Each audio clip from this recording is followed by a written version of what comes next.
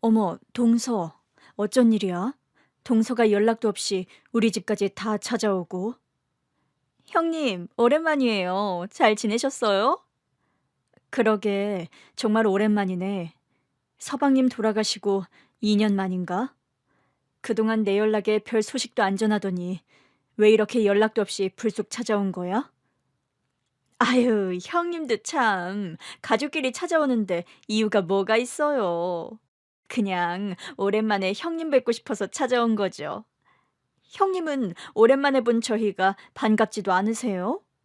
다른 식구도 없으신 분이 외로움도 모르시나? 여기 동욱이도 같이 왔잖아요. 형님이 저희 동욱이 얼마나 예뻐하셨는지 기억 안 나세요? 그래, 동욱이도 오랜만이구나. 동욱아, 뭐하니? 얼른 큰어머니에게 인사드리지 않고. 그, 큰엄마, 안녕히 계셨어요? 아이, 참. 근데 형님, 저희 언제까지 여기 세워두실 거예요? 그러지 말고 안에 들어가서 얘기 좀 하세요. 동우가 뭐하니? 얼른 들어가서 큰어머니께 큰절 올리지 않고. 큰엄마가 동욱이 너를 얼마나 예뻐하셨다고. 어느 날 갑자기 동서가 저희 집을 찾아왔습니다. 시동생이 죽고 연락이 없던 동서였기에 저는 동서의 오랜만의 방문이 얼떨떨할 따름이었죠. 원래도 조금 여우 같은 구석이 있던 동서였기에 그런 동서가 괜한 일로 찾아왔을 거라 생각하지 않았던 저는 동서가 찾아온 진짜 이유가 궁금했습니다. 그런데 동서는 별말도 안 하고 능청스럽게 웃으며 집으로 들어오려 하더라고요. 문을 열어주지도 않았는데 제가 먼저 권하기도 전에 이미 자연스럽게 거실로 들어선 상태였어요. 조카도 어색하게 제 눈치를 보며 따라 들어오더라고요. 그렇게 저는 오랜만에 만난 동서와 시조카를 집으로 들일 수밖에 없었습니다.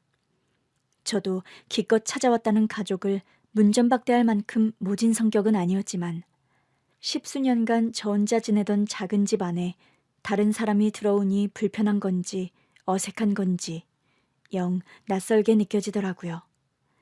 그래도 이왕 온 사람들에게 손님 대접은 해야겠다는 생각에 저는 급하게 동서와 조카에게 차와 간식을 꺼내주었습니다. 이 정도면 동서도 본론을 꺼낼 때가 되었는데 하지만 동서는 차가 맛있다느니 하는 쓸데없는 소리만 할 뿐 먼저 얘기를 시작하지 않더라고요. 그래, 동서. 이제 말 좀 해봐. 갑자기 우리 집엔 무슨 일이야? 아유, 우리 형님 성격도 급하시네. 그냥 형님 혼자 지내시는 거 아니까 적적하실까봐 인사차 찾아온 거죠. 내가 동서를 몰라? 동서가 오랜만에 우리 집까지 그냥 왔을 리는 없을 거라는 거 나도 알아. 괜히 사람 긴장하게 하지 말고 그냥 무슨 일인지 속 시원히 말해봐. 역시 우리 형님은 다르시네. 사업하시는 분이라 그러신지 시원시원하시네요. 아이, 그러시다면 저도 그냥 편하게 말씀드려야겠네요. 그러자 동서는 기다렸다는 듯이 가방에서 서류를 꺼내며 말했습니다. 형님, 사실 제가 형님한테 할 중요한 이야기가 있어서 왔어요. 형님도 이제 연세가 있으시잖아요. 곧 60 되시면 어떻게 되실지 모르고. 아무튼 형님이 혼자 계신데 혹시라도 나중에 몸이라도 불편해지시면 어쩌나 싶어서 제가 걱정이 되어서요. 갑자기 나이 얘기를 꺼내고 이상한 소리를 하는 동서의 말에 황당했던 저는 들고 있던 찻잔을 내려놓고 서류를 바라보았습니다. 그제서야 동서가 꺼낸 서류 맨 위의 글씨가 눈에 들어오더라고요. 동서가 제 앞에 꺼낸 것은 다름 아닌 재산증여 계약서였습니다. 이게 뭐야? 증여 계약서라니? 동서, 지금 뭐 하는 거야? 우선 제 얘기부터 들어보세요. 이건 형님 재산을 저희 동욱이 앞으로 증여하겠다는 공증 서류예요. 그러니까 내가 왜 동욱이한테 재산을 증여해야 하냐는 거야. 동서 지금 나랑 뭐 하자는 거야? 아니, 어차피 형님은 자식도 없으시고 앞으로도 그러실 것 아니에요. 저나 형님이나 남편 먼저 보내고 비슷한 사정이고 그러다 보니까 제가 혼자 계신 형님 걱정이 많이 들더라고요. 그래서 나는 자식이 없으니까 내 재산을 조카한테 증여하라고? 솔직히 말씀드릴게요. 사실 형님이 돌아가시면 이 재산이 다 어떻게 될지 모르잖아요? 그런데 우리 동욱이가 형님을 친엄마처럼 따르고 있잖아요? 형님도 저희 동욱이 많이 예뻐하셨고요. 그래, 내가 동서 아들을 많이 예뻐했지. 우리 철민이가 사라지고 동욱이가 자꾸 내 아들을 떠올리게 했으니까. 근데 그렇다고 해서 내가 내 아들을 두고 동서 아들한테 내 재산을 물려줘야 해? 세상에 그런 말이 어딨어, 동서. 동서의 말대로 제가 조카를 예뻐했던 건 사실이었습니다. 오래전 제 아들 철민이를 잃어버리고 비슷한 터울의 시조카가 제 아들의 빈자리를 조금이나마 채워주는 것 같았거든요. 그렇다고 그 아이에게 자식 도리 같은 걸 바란 적도 없고 제 아들과 동일시한 적은 없었지만 저도 어려운 동서의 사정을 생각해서 제 옆에 없는 아들 대신 조카를 챙겨주고 했어요. 그 아이의 학비며 용돈이며 첫 해외여행 경비도 전부 제가 대주었거든요. 그런데 그걸 고마워하기는커녕 이제 와서 제 재산까지 조카에게 증여를 해달라니 뻔뻔한 동서의 요구에 저는 기가 막힐 따름이었습니다. 형님, 화내지 말고 진지하게 생각해 보세요. 이제 형님한테 누가 남아있나요? 형님이 이제 와서 돌아가신 아주버님 대신 다른 남자를 만나실 것도 아니고 그 나이에 자식을 낳을 수 있는 것도 아니잖아요. 형님한테 가족이라고는 이제 저랑 동욱이뿐 아닌가요? 그렇다고 내 아들 몫을 탐내면 안 되지. 내가 열심히 일한 건 전부 우리 아들 철민이를 위해서야. 철민이가 돌아올 때 물려주려고 모아둔 재산을 전부 동욱이한테 넘기라니 그게 말이나 되는 말이야? 그럼 우리 철민이는? 형님, 철민이 잃어버린 지가 벌써 15년이에요. 그동안 철민이 소식이나 한번 들어보셨어요? 그렇게 전국을 뒤지고 찾아다녔는데도 안 나타난 거 보면 앞으로도 영영 돌아올 일 없다는 말이잖아요. 그런데도 형님은 여태 미련하게 고집을 부리고 계시네요. 동서가 뭘 바라고 그런 소리 하는지는 알겠는데 난 포기 안 해. 나는 끝까지 내 아들을 찾을 거야. 그리고 내 아들 철민이한테 내가 가진 모든 걸 물려줄 생각이야. 그만 좀 하세요, 형님. 왜 자꾸 안 될 일에 매달리세요? 형님, 이제 예전의 젊은 시절을 생각하시면 안 돼요. 앞으로는 아프고 힘든 일만 남으셨을 텐데 계속 그렇게 답답하게 사실 거예요?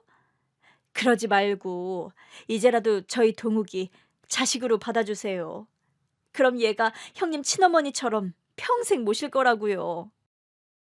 동욱이가 고하면 몰라도 동서도 뻔히 살아있는데 자기 자식을 남의 집 자식으로 밀어넣으려는 거야? 동서, 아무리 돈이 좋아도 그렇지 이건 아니지. 저희가 형님을 걱정해서 그러는 거죠.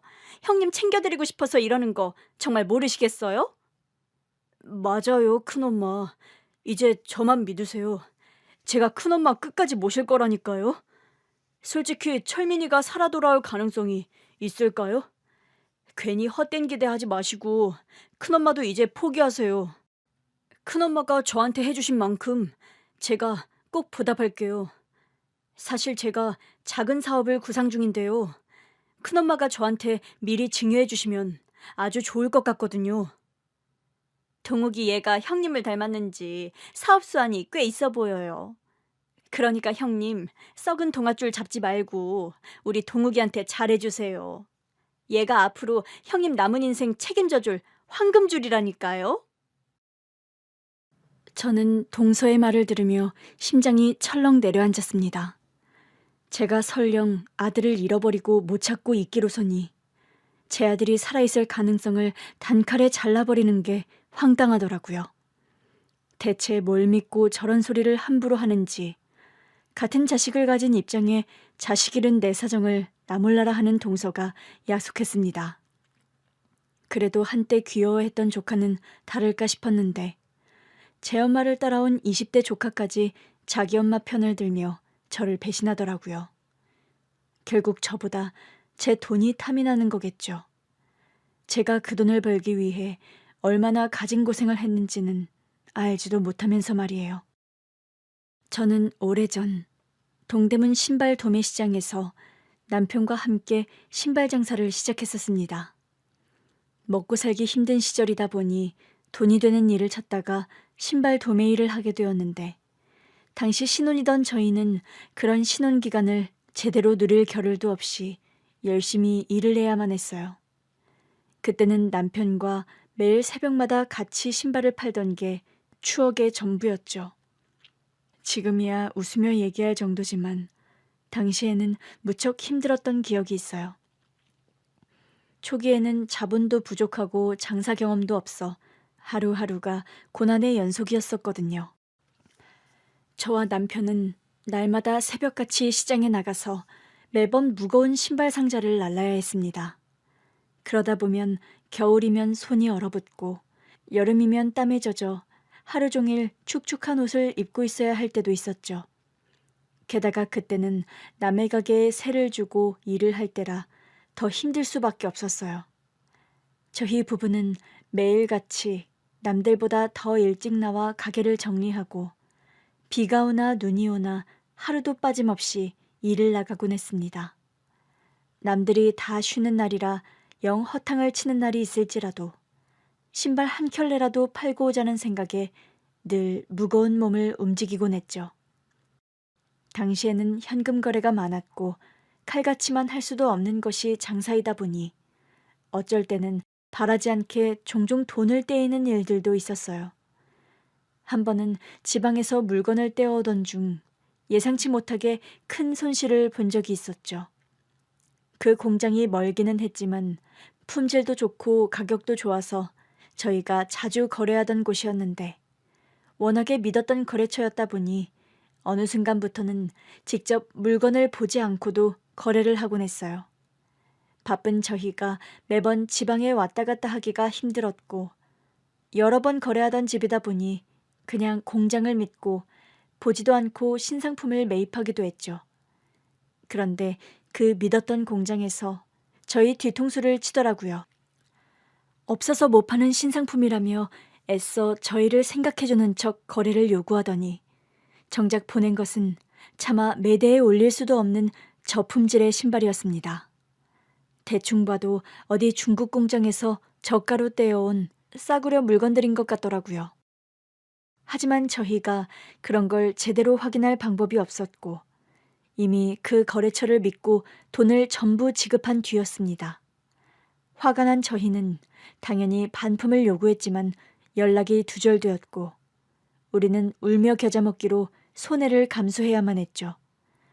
그렇게 그때의 일로 크게 느끼는 바가 있었던 저희는 다른 대책을 세우기로 했어요. 남의 공장에 의지하기보다 직접 공장을 지어야겠다 생각했던 거죠. 하지만 공장을 세우기까지 과정은 더 험난했습니다. 다들 그렇게 하듯 저희도 대출을 받아 공장을 세우려 했지만 은행에서는 담보가 부족하다며 거절하기 일쑤였어요. 그렇게 큰 돈이 아니었는데도 시장 도매상에게는 돈을 빌려주기 어렵다는 은행의 말에 결국 저희는 주변 지인들에게 아름아름 돈을 빌려 가까스로 작은 공장을 마련할 수 있었습니다. 하지만 그것이 끝이 아니었죠. 신발 만드는 기계를 사들이고 직원들을 고용하고 원자재를 확보하는 것까지 모든 것이 전부 돈이었습니다. 준비 단계라 들어오는 돈은 없고 나가는 돈만 생기다 보니 포기하고 싶을 적도 있었죠. 하지만 저희는 포기하지 않았습니다. 이게 처음이자 마지막 기회라 생각한 저희 부부는 월급을 몇 개월 동안 받지 못하고 오로지 공장 운영에만 집중했습니다. 그렇게 가까스로 공장을 가동시킨 뒤에는 하루도 허투루 쉬는 일이 없었죠. 하루라도 기계를 세우면 그날 생산량이 줄어들고 낭비라는 생각에 저와 남편은 숙식을 공장에서 해결해가며 거의 공장에서 살다시피 했습니다. 직원들이 쉬는 휴일에도 공장에 나와 신발을 만들었고 어떻게든 좋은 디자인을 만들겠다는 생각에 길에 다닐 때는 사람들 발만 보고 다닐 정도였어요. 그렇게 하다 보니 결국 노력의 결실을 얻는 것인지 그때부터 저희의 사정도 점점 나아지기 시작했습니다. 그렇게 남편과 결혼한 지 5년 만에 저희 부부의 신발 공장은 자리를 잡았고 겨우 숨 좀 돌릴 그 틈에 저는 바라던 아이를 가질 수 있게 되었어요.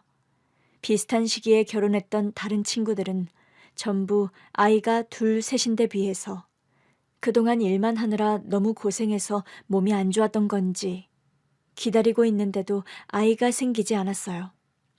아니, 이전까지는 아이를 가질 여유도 없었겠지만 어쨌든 사업이 조금 풀리면서 저희에게도 행복이 찾아와 주었습니다. 여보, 고생했어.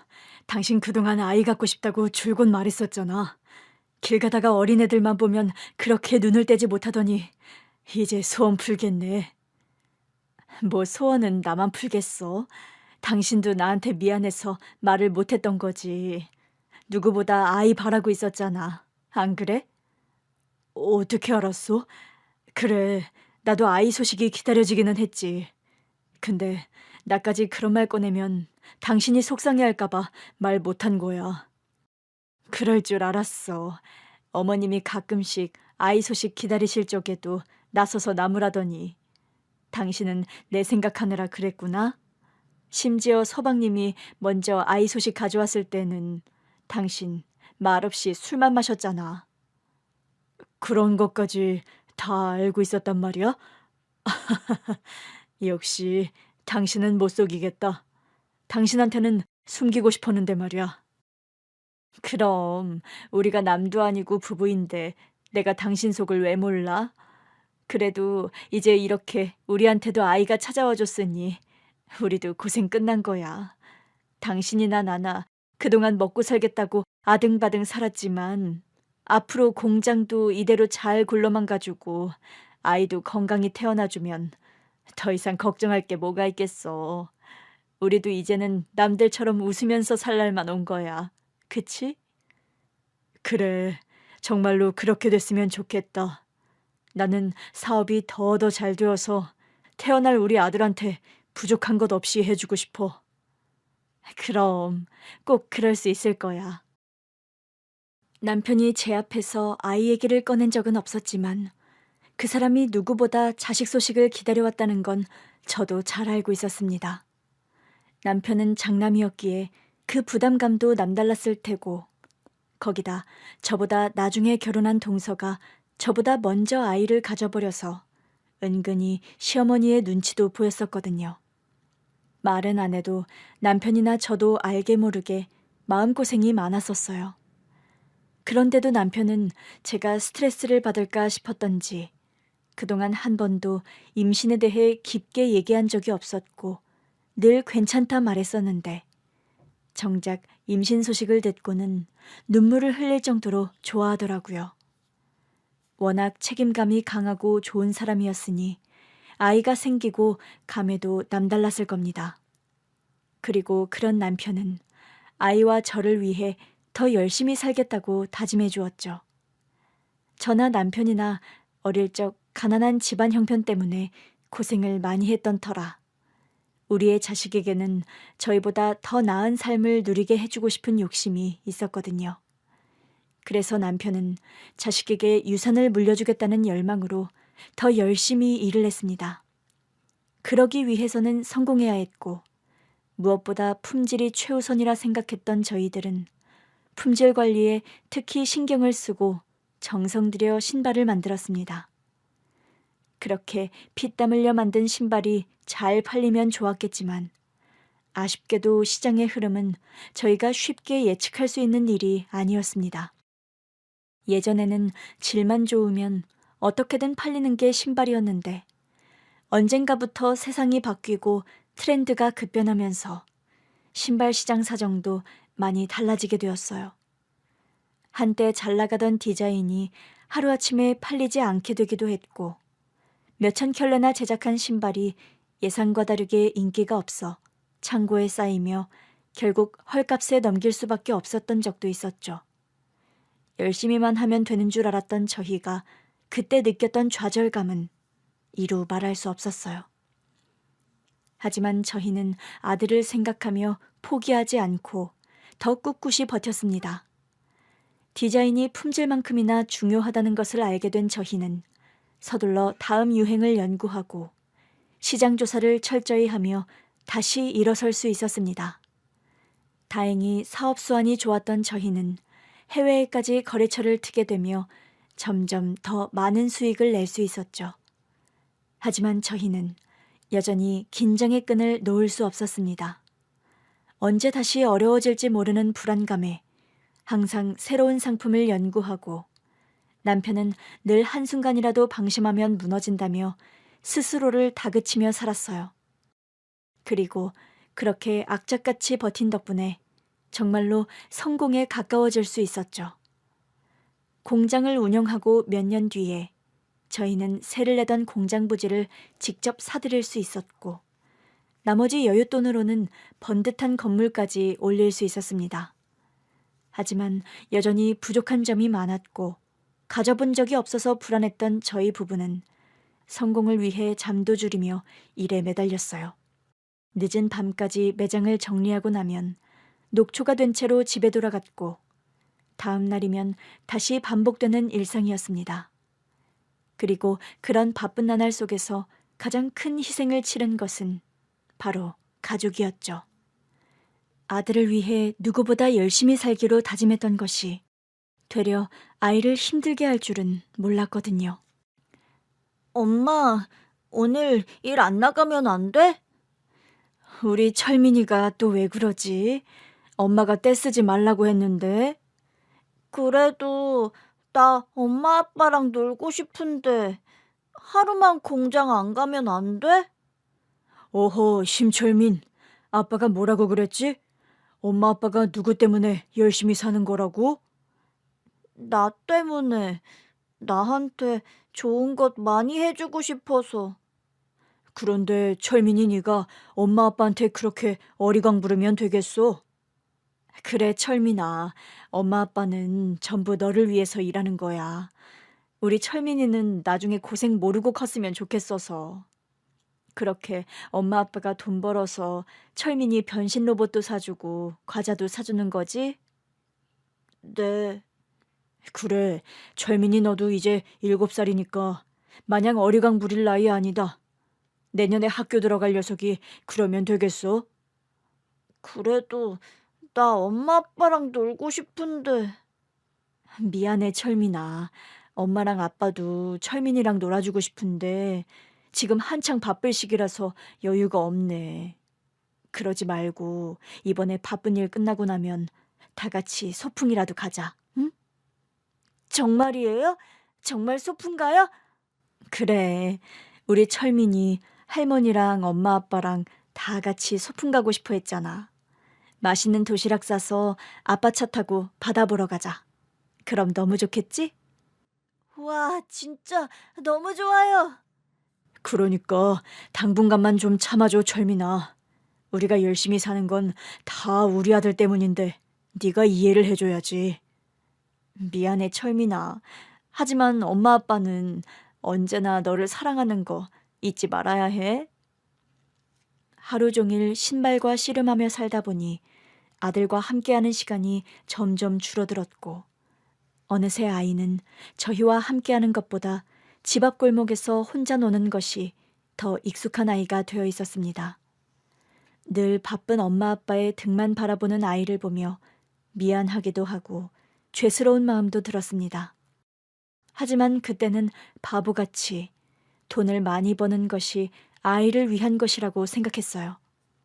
그래도 당시에 시어머니를 모시고 살면서 어머님이 아이를 봐주신 덕분에 죄책감을 덜어내고 있었는데 그게 결국 평생 제 발목을 잡게 될 줄은 정말 몰랐습니다. 혜미야, 어떻게 하면 좋니? 아이고, 이 일을 어쩌면 좋아. 왜 그러세요, 어머니? 무슨 일이라도 있어요? 철민이가 없어졌다. 철민이가 사라졌어. 예? 그게 무슨 말씀이세요? 철민이가 사라지다뇨. 애가 갑자기 어디로 사라져요?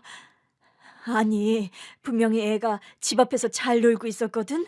잘 놀고 있기에 내가 잠깐 슈퍼에 다녀왔는데 갔다 와 보니까 애가 없지 뭐니. 정말 짧은 시간이었어. 20분도 안 되는 사이에 애가 어디를 갔을까? 그게 무슨 우리 철민이가 어른들한테 말없이 어디 가래가 아닌데. 어머니, 경찰에 신고는 하셨어요? 아니, 너무 놀라서 일단 너희들한테 연락했지. 알았어요. 신고는 제가 할 테니까 어머니는 일단 집에 계세요. 설마 어디 멀리 갔을 것 같지는 않고 시장에 갔거나 근처 어디에 갔겠죠. 저희도 지금 바로 갈게요. 갑자기 아이가 사라졌다는 시어머니의 전화에 저는 갑자기 심장이 내려앉는 기분이었습니다. 그날도 새벽같이 나가려던 제게 어리광을 부리며 붙잡는 아들을 보고 그날만은 빨리 들어가겠다고 말을 했었는데 퇴근 시간을 얼마 남겨놓지 않고 들려온 소식에 저는 앞이 캄캄해지고 정신이 아찔해졌습니다. 집 근처는 늘 안전했고 평소에는 집 앞에서 혼자 잘 놀던 아들이다 보니 시어머니도 별 생각 없이 자리를 비우셨나 봐요. 하지만 그 잠깐 사이에 아들이 온데간데 없어진 겁니다. 저와 남편은 잃어버린 아들 소식에 불이 나게 집으로 달려갔죠. 갔더니 이미 저의 신고를 받고 경찰들이 먼저 와 있더라고요. 어머니는 경찰들을 붙잡고 손자를 찾아달라 울부짖고 있었고 저와 남편은 동네를 뛰어다니며 아들이 갈 만한 곳을 찾아다녔습니다.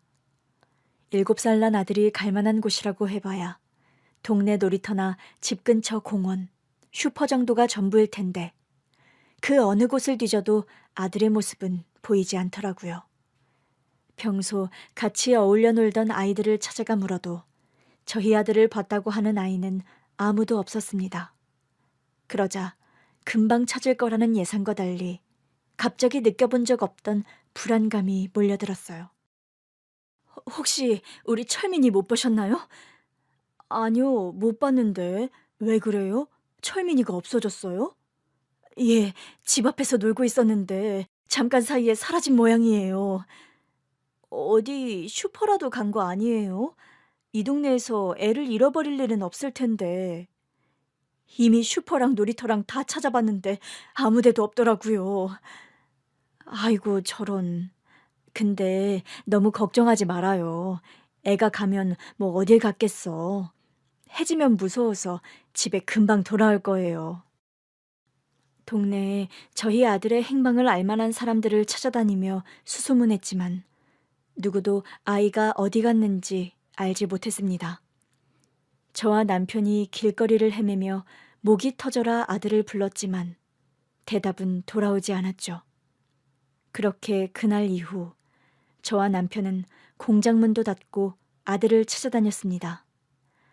아들을 걱정하며 하루도 쉬지 않고 아들을 찾아다녔죠. 사진을 들고 전단지를 돌리고 방송국에도 연락해 도움을 청해봤지만 아들은 어디에도 없었습니다. 어딘가에서 저희 아들과 닮았다는 소식에 전국 팔도를 뒤지고 쫓아다니는 일들의 연속이었고 매번 가슴이 내려앉는 순간이 반복되었습니다. 철민아, 대체 어디 있는 거야? 여보, 진정해. 울지 말고 기운 차려야지. 우리 철민이 잘 있을 거야. 그런 무책임한 말이 어딨어. 애가 어디서 뭐하고 있는지도 모르는데 당신은 걱정도 안 돼? 그렇다고 당신이 이렇게 힘들어하는 건 아무 소용 없잖아. 이러다가 당신이 먼저 쓰러지겠다고. 제발 밥 좀 먹고 잠 좀 자. 당신 지금 당장이라도 쓰러질 것 같아. 우리 아들은 밥을 먹었을지 춥지는 않은지 아무것도 모르는데 내가 어떻게 밥을 먹어. 지금도 우리 철민이가 엄마 아빠를 기다리고 있을 텐데 내가 어떻게 그냥 가만히 있을 수가 있어. 여보, 나 아무래도 나가봐야겠어. 나가서 철민이 한 번이라도 더 찾아봐야지. 경찰에서도 노력하고 있다잖아. 경찰들도 찾고 있는데 당신이 너무 그럴 필요 없어. 여보, 이러다가 우리가 먼저 지쳐. 이렇게 하면 몸이 버티지 못한다고. 아니야, 우리 아들이 어딘가에서 엄마를 기다리고 있을 건데 가만히 있다가는 내가 미쳐버릴 것 같단 말이야. 아들의 뒷모습조차 만날 수 없었던 저는 반쯤 미친 것처럼 한밤중에도 아들을 찾으러 다녔어요. 길거리의 노숙자들에게도 물어봤고 경찰서에 수십 번 찾아갔죠. 경찰은 열심히 찾고 있으니 조금 더 기다려보자고만 했고 저는 가만히 있지 못하고 아등바등이었습니다. 남편이 점점 야위어가는 저를 붙잡고 이러다 제가 먼저 잘못될 것 같다며 저를 말렸지만 저는 잃어버린 아들 걱정에 밤잠을 이룰 수 없었어요. 하지만 시간이 흐를수록 아들을 찾을 수 있을 거라는 기대와 달리 희망은 점점 사라져갔어요. 사람들은 남의 일에 쉽게 관심을 잃어갔고 경찰도 별다른 단서는 없다는 말만 반복했죠. 다들 너무 오래됐다며 아마도 아이가 죽었을 거라는 가정까지 하는 등 다들 제게 포기를 바랐습니다. 하지만 세상에 어떤 엄마가 자기 자식을 포기할 수 있을까요? 저는 분명 제 아들이 살아있을 거라 믿었어요. 그러는 사이 어느새 1년, 2년, 시간만 지나고 있었고 저도 남편도 너무나 지친 상황이었습니다. 생업을 뒤로 한 채 아들을 찾다 보니 저희의 일생은 무너진 지 오래였습니다. 언제 제대로 밥을 먹었는지, 푹 잠을 잤는지 기억나지 않더라고요. 솔직히 말해 저도 남편도 더는 버티지 못할 것 같았어요. 그러자 남편이 이제 그만하자며 저를 말리더라고요. 여보, 이 정도면 우리도 할 만큼 했어. 벌써 3년이야. 공장 문까지 닫고 철민이만 찾아다닌 게 3년이라고. 이 정도면 우리도 충분히 한 거야. 그게 무슨 소리야. 우리가 뭘 충분히 해. 충분히 했으면 아들을 찾았어야지. 철민이가 지금 우리 옆에 있어야지. 설마 당신도 우리 철민이가 죽었다고 생각하는 거야? 그런 게 아니라 이제 당신도 나도 너무 힘들어졌다는 거야. 언제까지 철민이만 생각하고 살 수는 없잖아. 그렇다고 부모가 어떻게 자식을 잊어? 당신은 정말 그럴 수 있어? 우리 애가 집을 못 찾고 엄한 데서 헤매고 있는 거면 어떡해. 우리 철민이 우리가 포기하면 안 되는 거잖아. 하지만 이러다가 당신까지 어떻게 될까 봐 나는 그게 제일 무서워. 우리가 버티고 있어야 언제든 다시 만날 기회라도 생기는 거 아니야? 그러니까 그 전에 우리가 철민이를 찾으면 되는 거잖아. 여보, 그만해. 사실 나 암이래. 뭐? 그게 무슨 말이야? 암이라니? 그렇게 됐어. 당신한테는 정말 미안해. 당신이 철민이 때문에 힘든데 괜히 나까지 힘들게 만들고 싶지 않았는데 말이야. 이제 당신 혼자 남으면 어떻게 하지? 나 그동안 당신 고생만 시켰는데 이렇게 당신이랑 철민이만 두고 가게 되면 어쩌지? 그런 소리 하지 마. 내가 당신 없이 어떻게 살아. 철민 아빠, 미안해. 내가 잘못했어. 그래, 당신 말 들을게. 그러니까 그런 무책임한 말은 하지 마. 철민이도 없는데 당신까지 없으면 나더러 어쩌라고. 미안해, 여보. 그치만 나 없다고 너무 속상해하지 말고 당신은 꼭 철민이 찾아서 행복해져. 남편은 끝내 그 충격을 이기지 못하고 병을 얻고 말았습니다. 아들을 잃은 것도 모자라서 남편이 암에 걸리게 되며 저의 인생은 점점 더 나락으로 떨어지고 말았죠. 남편은 아픈 자신의 처지보다 혼자 남겨질 저를 걱정하며 끝까지 저와 아들 생각뿐이었습니다. 그런 남편이 오래도록 제 곁에 있어줬으면 바랐지만 몇 년 후 남편은 암 투병 끝에 결국 제 곁을 떠나고 말았어요. 그리고 저는 그렇게 아들도 찾지 못하고 남편까지 잃은 과부가 되어 혼자 남겨졌습니다.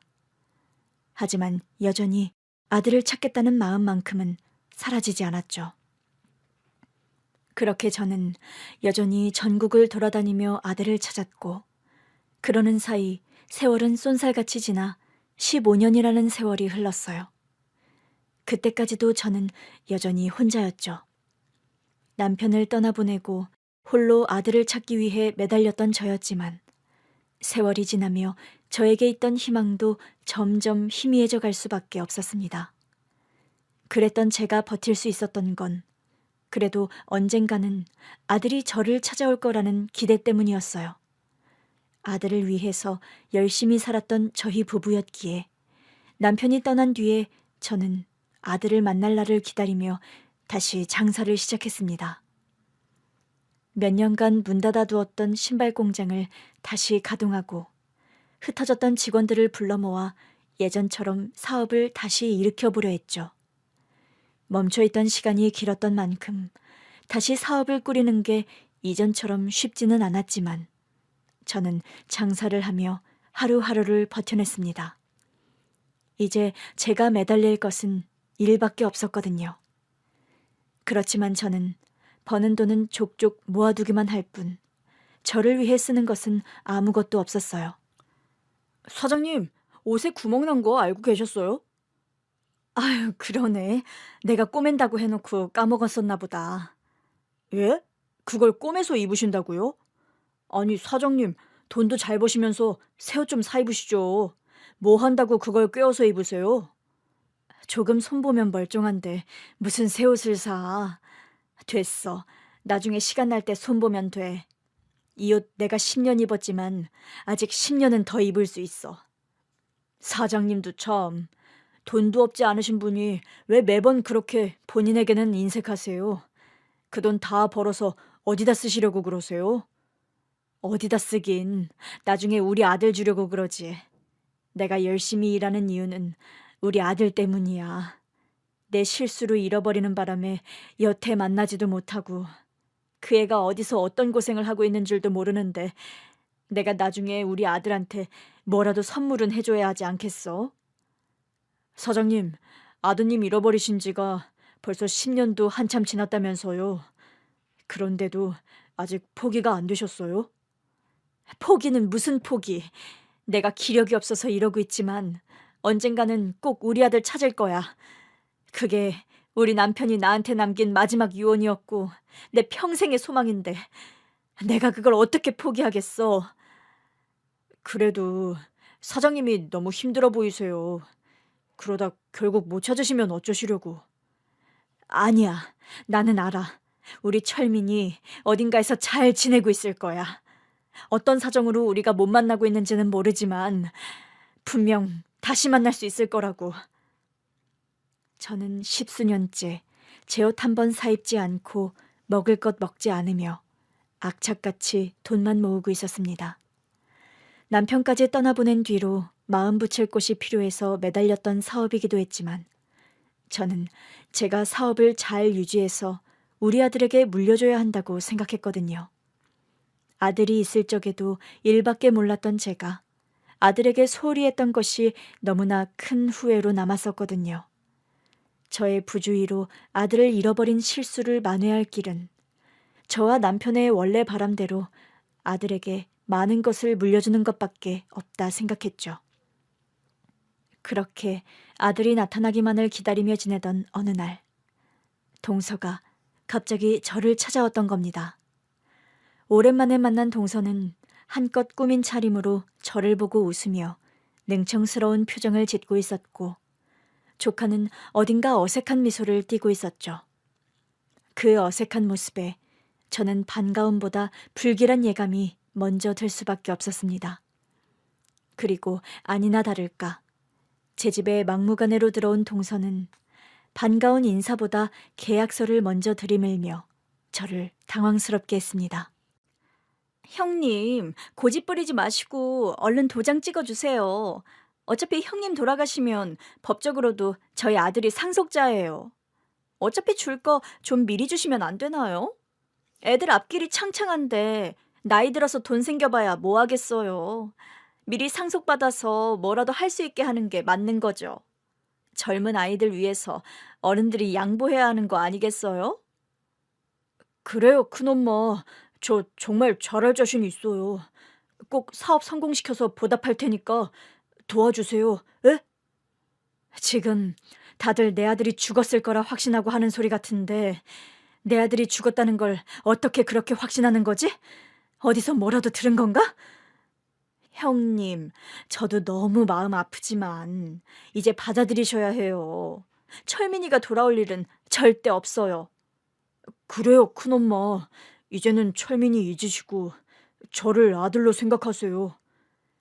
제가 그렇게 말하자 동서와 조카는 허를 찔렀는지 잠시 당황한 기색이었지만 이내 억지 웃음을 지으며 말했습니다.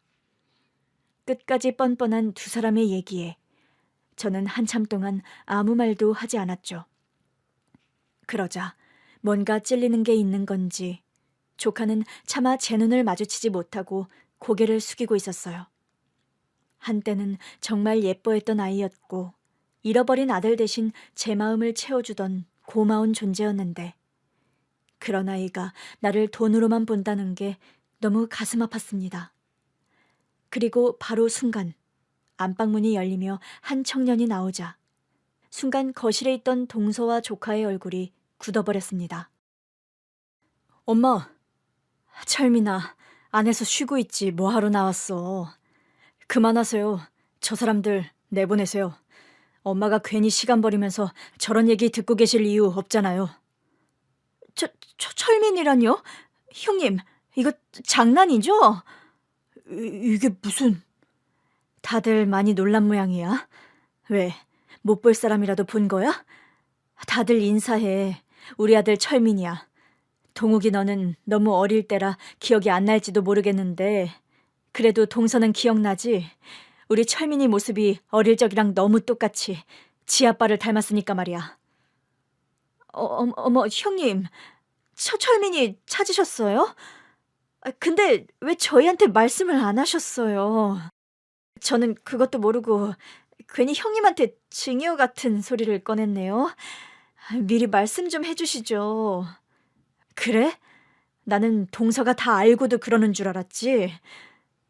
무슨 말씀이세요? 저희가 어떻게 알아요? 그치, 동우가? 그래요, 큰엄마. 저희는 정말 몰랐어요. 세상에, 제 사촌을 찾다니 정말 다행이에요. 축하드려요, 큰엄마. 안방에서 제 아들이 나오는 걸 보고 분명 알아봤으면서도 동서와 조카는 끝까지 아무것도 몰랐다는 듯 시치미를 떼고 있었습니다. 하지만 어지럽게 흔들리는 동공과 제 아들의 시선을 피하려는 그 모습에 저는 그들이 제 아들의 정체를 이미 알고 있다는 걸 확신할 수 있었죠. 우리 철민이한테 듣기로는 둘이 이미 만난 적이 있다던데 기억 안 나, 동서? 예? 그게 무슨 소리예요? 제가 철민이를 어디서 만나요? 그랬으면 곧장 형님한테 말씀드렸겠죠. 그러게, 나도 그럴 줄 알고 있었는데 말이야. 내가 우리 아들을 얼마나 찾아 헤맸는지 누구보다 잘 아는 동서였으니 당연히 그럴 줄 알았어. 그런데 동서가 집까지 찾아왔던 철민이를 모른 척 했다던데. 지금 무슨 소리예요? 저는 쟤를 본 적도 없다니까요. 하지만 저는 이미 모든 것을 알고 있었습니다. 동서 때문에 제가 15년 만에 만난 아들과 또다시 허무하게 생리별할 뻔했던 일을 말이죠. 제가 아들을 찾기 위해 노력했던 것처럼 철민이 역시 집으로 돌아오기 위해 안간힘을 쓰고 있었답니다. 하지만 어릴 적 부모를 잃은 충격 때문인지 철민이는 10여 년간 옛 기억을 떠올리지 못했다고 했어요. 웬 어른의 손에 이끌려 어느 날인가부터 보육원에서 자란 기억뿐이라더군요. 그렇게 고아로 살던 철민이는 어릴 적 기억을 잃은 것이 답답했는지 성인이 된 후로 기억을 되찾기 위해 많은 방법을 썼다고 했습니다. 그러다 최면 치료까지 받게 되었고 여러 번의 최면 치료 끝에 어릴 적 저희가 다 같이 살던 집을 기억해낼 수 있었다고 했어요. 결국 아들은 오래전 기억을 더듬어 예전 집으로 찾아갔고 거기서 제 동서를 만났습니다. 그 집은 원래 저희 시댁이었었거든요.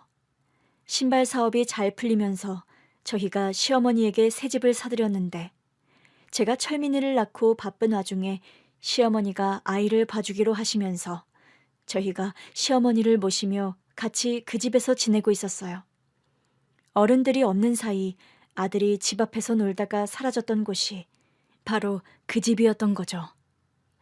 그러다 철민이를 잃어버리고 저희 부부가 아들을 찾아 돌아다니는 사이 노환으로 고생하시는 시어머니를 모시겠다며 동서가 그 집에 들어가게 되었고, 시어머니가 돌아가신 뒤에도 동서네가 계속 그 집에서 지내고 있었어요. 사실 저희가 어머니에게 사들인 집이었으니 다시 돌려받는 게 맞는 거지만, 달리 갈 곳이 없는 어려운 동선의 사정을 생각해서 저희가 배려를 해주었던 거죠. 그런데 저에게 그런 배려를 받고도 동서는 어렵게 집을 찾아온 제 자식을 나몰라라 했던 겁니다. 분명 제 아들을 알아봤으면서도 모른 척 했다더라고요. 누구세요? 저 혹시 여기 예전에 살던 분 계신가요? 왜요? 무슨 일인데요? 제가 이 집을 찾고 있었거든요. 여기가 제가 예전에 살던 집이었던 것 같은데 혹시 여기 사셨던 분에 대해 아시나요? 글쎄, 나는 전혀 모르겠는데? 듣기로는 집주인이 바뀌지는 않았다던데 여기 이 집에서 아들을 잃어버린 가족에 대해 모르시나요? 저를 모르시겠어요? 모른다니까? 아무래도 잘못 찾아왔나 보네. 여긴 그런 사람 없어요. 상관없는 사람 괴롭히지 말고 빨리 가봐요. 한 번만 다시 봐주세요. 제가 기억이 없어서 그러는데 정말 저 모르시겠어요? 모른다는데 몇 번을 물어봐? 괜히 쓸데없는 일로 귀찮게 하지 말고 가! 다시는 오지 마! 자신을 모른다고 하는 동서의 얼굴에서 철민이는 뭔가 수상한 낌새를 느꼈다고 했습니다. 동서가 제 아들을 쳐다봤던 그 순간 분명 아는 사람을 만난 듯 깜짝 놀라고 당황한 표정을 지었다고 하더라고요. 하지만 기억이 온전치 않았던 아들은 동서가 누구인지도 몰라서 제대로 따져 물을 수가 없었어요. 그래도 뭔가 있다는 생각에 동서에게 매달려 보려 했지만 동서가 끝까지 시선을 피하며 제 아들을 모른다며 문전박대했다고 했습니다.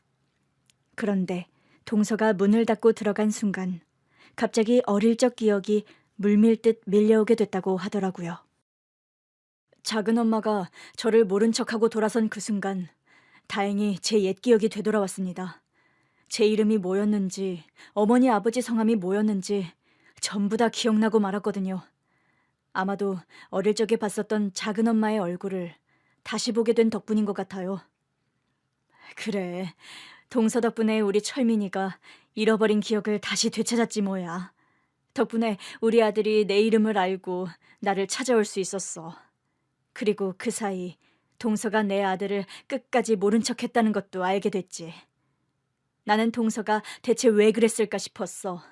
남편을 똑 닮은 우리 아들을 동서가 못 알아봤을 리 없는데 분명 우리 아들일 거라 생각했으면서 왜 그렇게 모른 척하고 문전박대했는지 이해가 안 됐거든.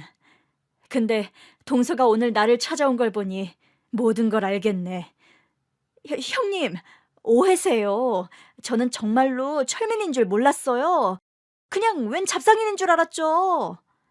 아니, 동서는 알고 있었어. 그랬으니 이렇게 급하게 계약서를 들고 나를 찾아왔겠지. 철민이가 살아있다는 걸 알고 내가 철민이를 만나기 전에 내 재산을 훔치려고 했던 거 아니야?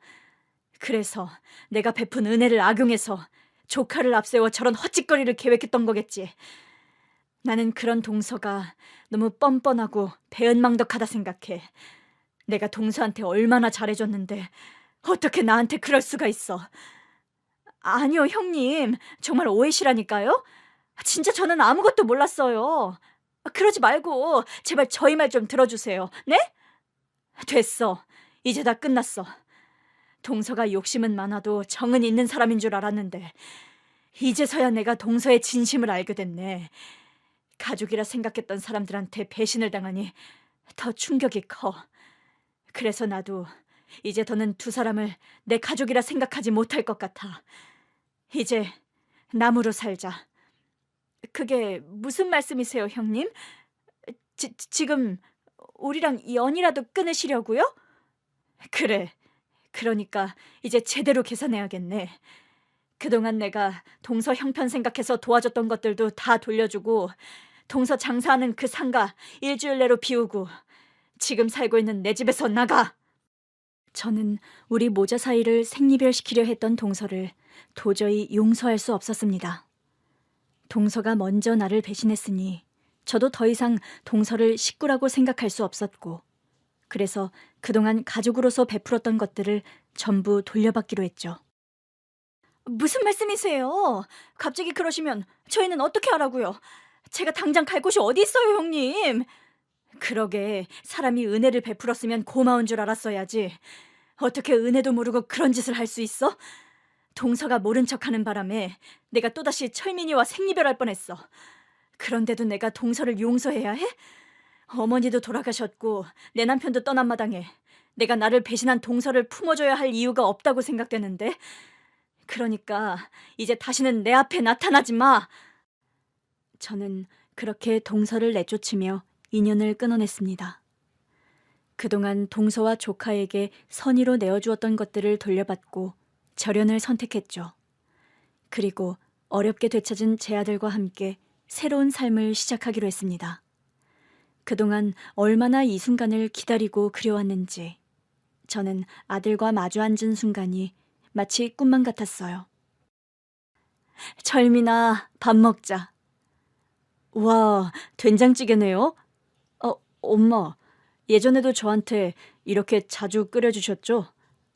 기억나니?